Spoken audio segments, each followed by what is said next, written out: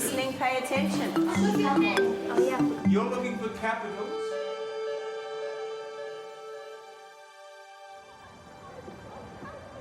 Islington Green School, North London. Here, a previous generation of students sang "We Don't Need No Education" on Pink Floyd's The Wall. Choose one of these questions, okay, that you knew how to do, and then try and make up your own one. I'm going to give you 5 minutes to do that, and then after that what I'll do is I'll talk to you all about the prime factors one. Aisha Small's Year 10 maths class accept that they do need an education and have just started studying for GCSEs. So, what have we been covering this term? Anyone? Bearings, which is part of angles, yeah, thank you. Danny, anything else? No, nothing at all?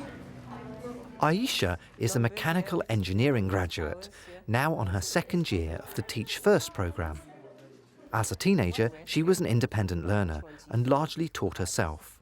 But her students are exactly the opposite. And I need to know how to work out that as well. Which one? The first one. Right, what did I say now? Am I saying to you to do the questions? I'm just saying, how difficult do you think it is? She's frustrated they're not more independent in their learning and has asked John Bayley to observe and give her some tips. Doesn't matter if you can't always remember what the mathematical terminology is, but write down what topics you think the questions have been covering. It's lesson 1, Monday morning. What do you think they're covering? Aisha has given the class some sample GCSE questions to test out how hard they find them. What grades you think they are, okay? So whether you reckon you can decide on your pairs, right? Whether you think they are A grade, B, C, D, E, whatever. Okay, I'll give you a clue now. There are no F's and G's in there, so there's none of that. All right, so if you think question 1 was quite hard. See, that's a pretty relaxed person, isn't it?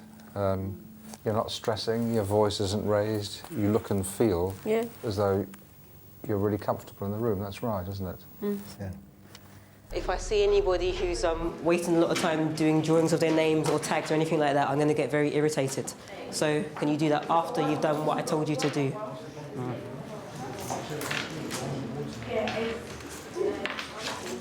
Anyone got a pen or pencil they can lend Danny? No? Okay. 20p. Get back at the end. Do I give you pens and pencils, ladies and gentlemen? No. So why do people every lesson come thinking I'm going to change my mind? Calculators, I'll get you. Do I give out pens and pencils? No, I don't. So this is part of your campaign for independence, isn't it? They need to be coming here with their own equipment. I have done lessons where I haven't given them out at all, and they just sat there the whole time, and then they had a detention at the end where they had to have found one and do it. Yeah. And so I'm still trying to work out which is the best way. I think what you're doing is the best way. I think it's dismal putting children in detention having a pencil. Yeah. But I think having a supply and saying, yeah, you can have one, but I want a deposit. Yeah, which got 5.9. Okay. Yeah. And then I did the square root of that. Okay. Mark, what are you up to? Maximum 2. Okay. Did you manage to find in your book about the prime factors? Another perennial problem with this class is punctuality. You didn't see it? When did you come in? I think you just snuck in without talking to me, innit? No, I think you did. What time's the lesson start? Thank you very much. That's when you were on time, right? Okay, year 10. The lesson starts at 8:45. Can I congratulate the people who were on time? The other people, if you were late again, I will keep you in detention on a Tuesday or Wednesday. Yeah, the only thing I'm big on is personal responsibility, which they don't have. Kind of, if something's happened, a little bit later, some girl comes in late. Hello. Why so late? What's this? I was talking to this little shit about my trousers. Because your trousers, yeah? So I eventually say to her, why were you late? And she's like, oh, because Mr. Osachensky kept me behind. But he only does that to people who don't have uniform. So it wasn't his fault, it was her fault for not having the right uniform. But they never see that. It's always somebody else's fault. So, and if they've forgotten their pen, that's why I say to them, what are you going to do about it then? Yes. Because it's not really my fault that they've forgotten their pen. Okay. So an independent learner can account for themselves? Yeah. Is that right? I would say so, yeah. Okay. Is if we stop doing the GCSE questions, so stop doing them for me now, please. Took some back from over. When was supposed to sit? Sit there. It's rearranged a bit because people were shy. So, I should be having how hard people think things were. So question 1. Easy. Difficult? Medium? I don't know. So people are saying they think it's a C for that. Let me just have a look in my book. Now, I'm going to, when I give these questions out to you, I try and make He's come in late, hasn't he? He's this child in the white shirt. He's not ready to work yet. No. He sits down, he half listens to what you say, and he's doodling. Meanwhile, you're staying with this child, which I greatly admire. Okay, that's Reykjavik. It's in Iceland, so is it going to be hot or cold? Cold. Probably. So yeah, in the meantime, Aaron, he didn't do any work. Then he disappeared over there. Didn't do any work, whilst the guy next to him actually was doing something. I don't know what to do with him because he's like that most lessons where he kind of doesn't do anything for about 3/4 of the lesson. And then he kind of does a little bit at the end. First one in, yeah? What tends to happen is that we have meetings with them after they've mucked up. We say, could I see you afterwards? But the danger is, if I have a talk with you because I'm in trouble, I'm not really listening to what you're saying. I'm listening to find out, A, what the punishment is, and B, when you're going to stop. Whereas an experiment you might try, which I think might suit you very well, would be to make an appointment to see him. Am I in trouble, miss? No, you're not in trouble. But I want to talk about how we can make things better for you in the lesson. So you're not saying to him, come in the room, shape up or ship out, and you're in detention right away and declaring war. What you're doing is saying, I'm taking you seriously as a learner. This is a pattern I've noticed. Give me your feedback on it. And I want to see that pattern straightening up. Anyway, to answer the question, so which one had the lowest temperature? It is Montreal. Thank you very much.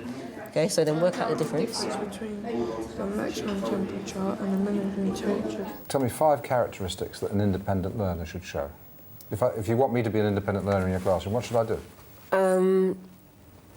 You need to, I don't know, quite a lot of it's about common sense, I would say, to me.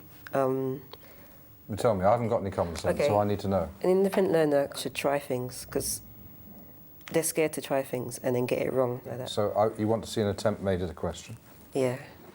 Also, asking questions, that shouldn't just be of me, of people around them. So maybe their partner or someone behind them. I want to see people asking questions of each other. Yeah. So that's kind of 3 things. Got 2 more. The pressure's heavy now. It's crushing. Well, an obvious thing to me would be to look in the textbook, I would say. Yeah, okay, so I want to see people looking things up. Yeah, and maybe explaining things to other people, which is part of the asking. Fantastic. In fact, our whole conversation is about being explicit, isn't it? It's pretty clear that you've got command and control, and they like you, and they're learning. Right, first of all, that shouldn't be out. Okay, I ignored it because I thought you put it away. Put it away. If I see it out again, I'm going to confiscate it. Okay? And secondly, you should be getting on with this because so far it looks like Sammy's done some work, but you ain't done any.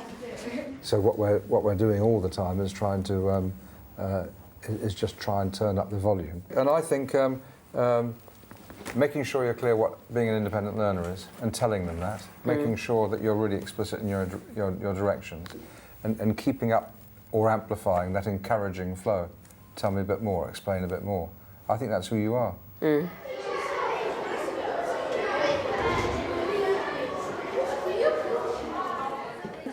You need to get your homework diaries out and write your homework in, okay? So we're going to recap prime factor decomposition. Then we're going to be talking about the second thing, which is to do with the sheets that are on your table. So in 3 squares. 2 squared. Thank you, Michael. Come sit down. Times 5. Exactly, okay? That is what's got you your 2 marks. It's a grade C question. Aisha decides to be more explicit about what she expects of her students, sharing her insights into what makes an independent learner. Because I left it from my previous lesson, you've got these sheets. Some of you haven't. Who hasn't got it? So the first one, for example, I would say that taking responsibility for your own learning is arriving on time.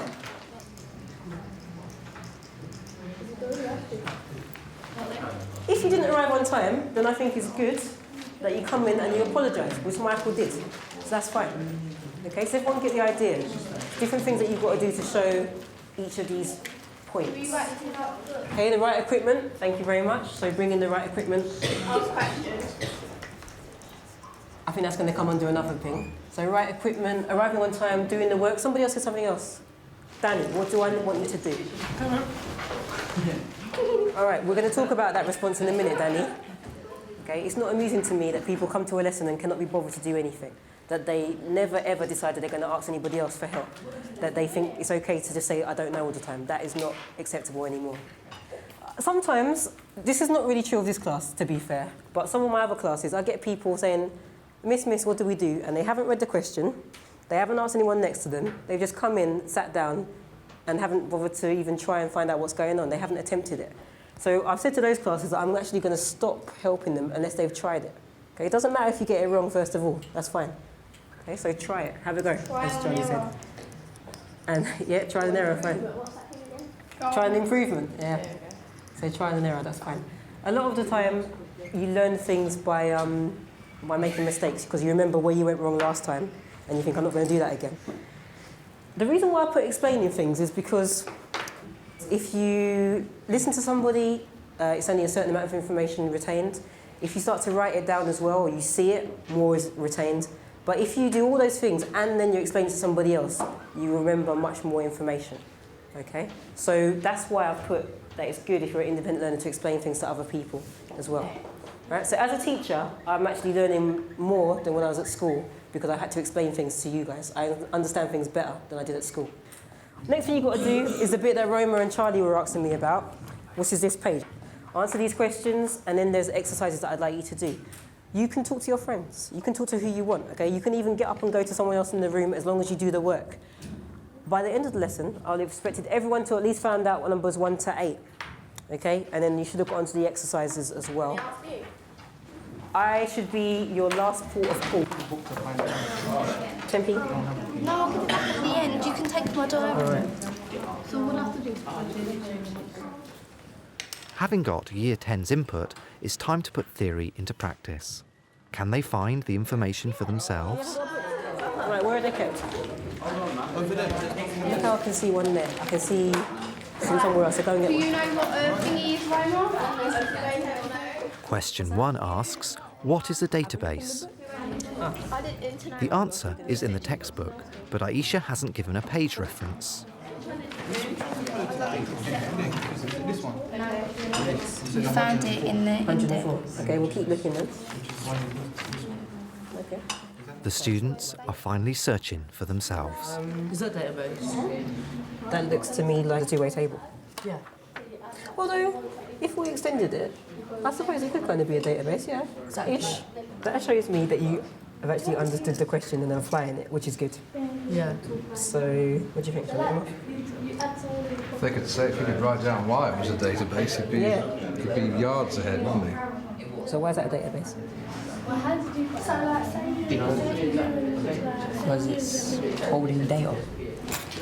All right, year 10. Can I stop you, please? Can I stop you? I said about 20 minutes. Right, can I just say I've been very pleased with the way you've been working today. You've been excellent. Naturally, I said this isn't really work. What's the point? It is kind of work, but I'm glad that you didn't think it felt like it. And can I thank you all for a good lesson? You can go 2 minutes early. Lucky you. Okay, bye. Thank you. I'll see you on Friday. Wow. Good. What did you think? It was great. It was a really good lesson. It's quite a nice introduction to a topic, actually. Then we've got an unmitigated success on our hands. Yeah, they all learn, which is nice. They seem to like it, eventually.